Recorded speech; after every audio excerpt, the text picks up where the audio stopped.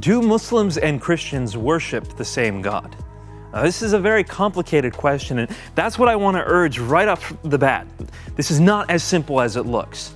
When I became a Christian in 2005, I believed that Muslims and Christians did worship the same God. In fact, I believed that for about 7 years after I became a Christian. I believed that Muslims had it wrong, that they didn't know that God was triune, and they didn't know that He was a Father, but that they actually did worship the same God.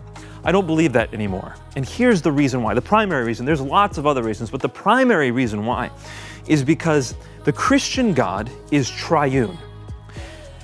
And Islam sees the Trinity and says in response, no, our central doctrine will be a rejection of that God and the creation of a doctrine called Tawheed, the belief that God is one person and one being, entirely and absolutely one, monadic, not triune.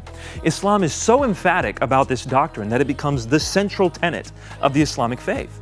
So it's not just that Islam incidentally believes things about God that differ from the Christian God.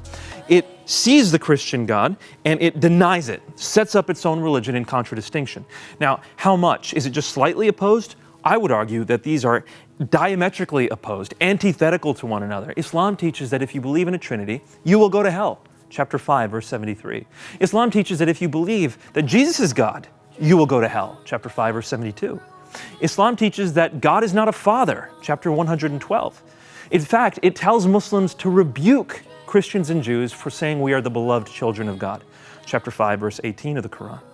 And so time and again, what we see that is foundational to the gospel message is that God is a God of love.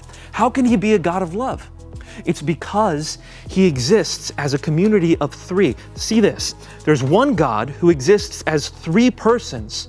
Those three persons love each other. They always have from eternity past. That's how we can say God is love, because He loves one another within the persons of the Trinity. And it is out of that love that He created this world and that He sent His only Son to love us.